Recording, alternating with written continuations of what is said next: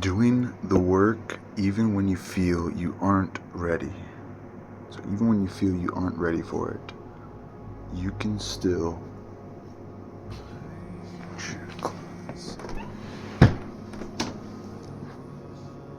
even if you aren't ready to start your spiritual practices, you can still begin your journey, even if you're new to this information. And I can tell you this from my experience in everything that I've done, especially music, meditation, all the things we share here.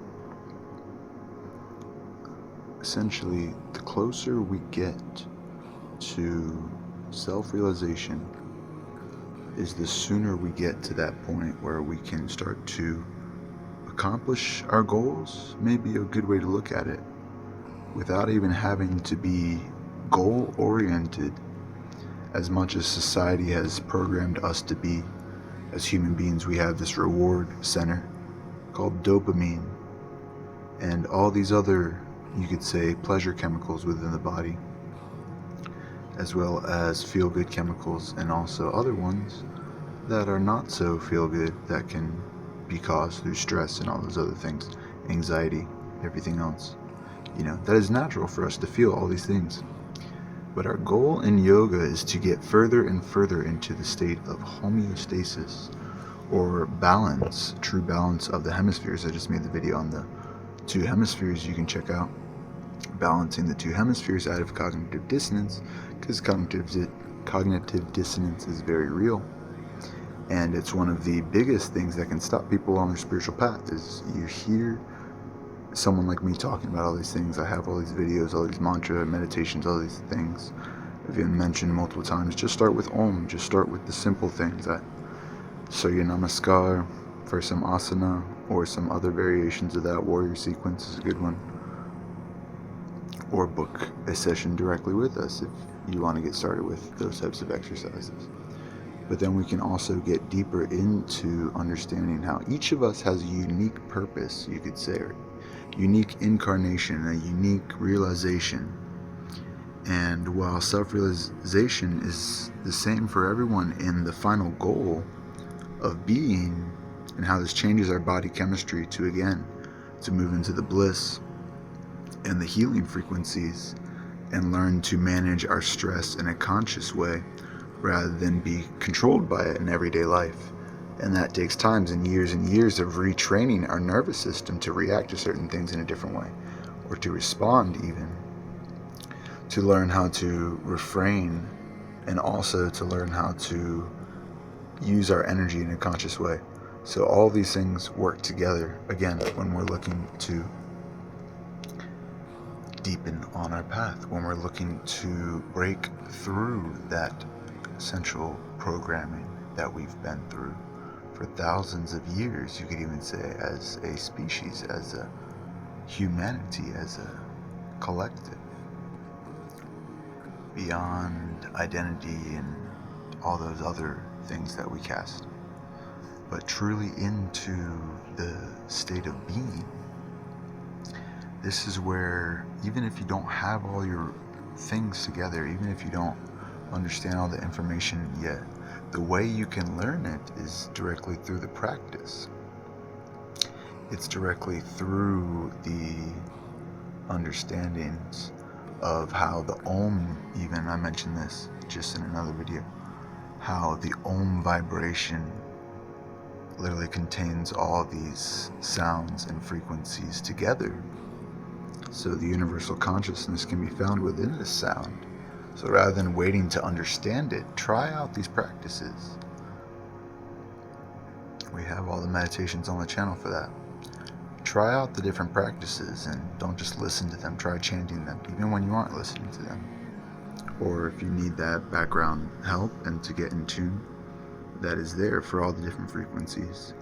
And as we get in tune, this is how we learned how to co-create, and be a creator ourselves, to not be lost in the programming that we need to wait on some savior outside of ourselves to fix us. but that truly a connection to God comes from within us, and a connection to spirit, to source, to the mother, to the goddess, to all beings, to all things. That realization comes when we awaken to that inner knowing. And like I said, you can get started on this you can get started on this journey even if you don't know where to begin, because the practices are simple. And meditation is also simple. Meditation is simply clearing your mind. Sometimes you can have 1,000 thoughts coming at you, and you don't know where to put your attention. But if you can learn to put your attention and focus on one point, say a candle flame or the yantras, these are the images and the geometric forms. We can meditate upon these images, you could say. And in that way, as we meditate and deepen in that practice, this will also help our focus in everyday life. So something as simple as trying out the practice before you know what it fully means, to being open to try new things, because there's always a set route that we've been given, or you could choose the route where you actually get to choose. And that is, again, a choice that each being has to make. I can't make you experience this. I can't make you understand even where it comes from. But you can see through the things we create, that's exactly where we came from. And even improvisation as a musician is one of those ways that you can learn, or I have learned, to improvise, as in your everyday life is either an improvisation, like you get to create it and it's flowing in the moment and you're able to change it at any time, and also learn which parts you want to focus on. And that's where improvisation meets, consciousness, and not just essentially playing over everything. Because I understand that can be seen as improvisation sometimes too, and that isn't what we try to do. It all comes from a naturalness, from just in the moment and feeling. All the meditations, when we do our little acoustic meditations on this channel too, that's mantra improvisation, I guess you could say. We're just in the moment. Sometimes we're replicating some of the ones we've recorded, but even so, usually it's a fresh in the moment, just inspired, one take, and that's always how we've done it, and it's always felt the most natural that way.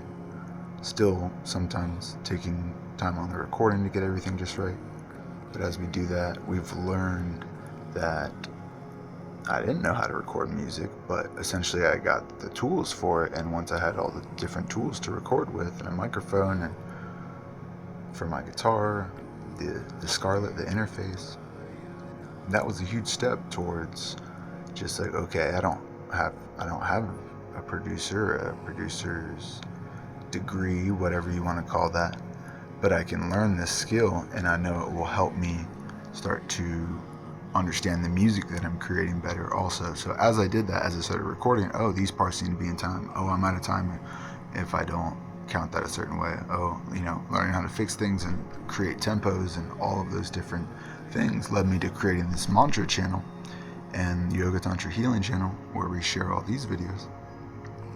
Because in that, it's also a absence of knowing that we're coming from. We may be sharing our own knowing and realizations, but in that we're also sharing the fact that I'm learning like all of you. We're learning in this together, as this path is infinite. It doesn't stay in one place, it spirals infinitely in those perfect geometrical spirals. So always remembering that. And when we escape the linearity of time and can become non-linear, we start to become more focused also in our everyday lives, and able to focus on the bigger goal as well as the tasks at hand that we're doing each day. So it's an interesting phenomenon. It's like, get rid of certain things. That's why on the spiritual path, a lot of traditions say, get rid of this, detach from society, stop eating these things, stop watching the cinema, stop going into all these places where so much energy and subconscious mental energy, a lot of times fear and anxiety in some of these movies, or at least different human experiences that can essentially trigger that experience. So that can be fine. You can watch whatever you want, but understand that everything has essentially a reaction to every experience that we choose. So in that knowing, that's where we come to, again, self-realization and Kundalini awakening, because Kundalini will show us that indeed we are able to perceive the subconscious on a new level. We're able to actually feel the energies around us and within us on a deeper, subtle level. And if we do react to certain things, then we go, yeah, that's my body reaction, like naturally to this situation. And essentially all those sort of things can happen. But the sooner we get into essentially letting go of needing to know it all, or to have all the answers found out, or everyone says, what's this, what's that, where everyone's always pointing in one direction or the other, instead of being in the focus center. And once you're in the center, which is the present, which is the now, which is, what so many call the one, God, we call it God, we call it source, we call it spirit, we call it everything. And all these names are just pointing back towards us, towards our center, towards our being, towards our creator potential and creative potential, the co-creative principle, and the fact that we have an individual spark of God within each of us.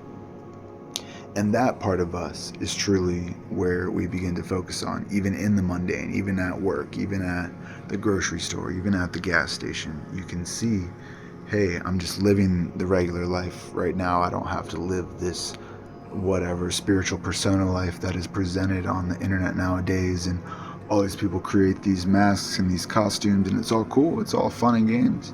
But then you understand how everyone's being led and pulled in these different directions, and so these people disagree with this and this person disagrees with that, and that can be a good thing, and that can also just be something that we're not learning how to rather agree nor disagree, or some people say agree to disagree, but don't do that.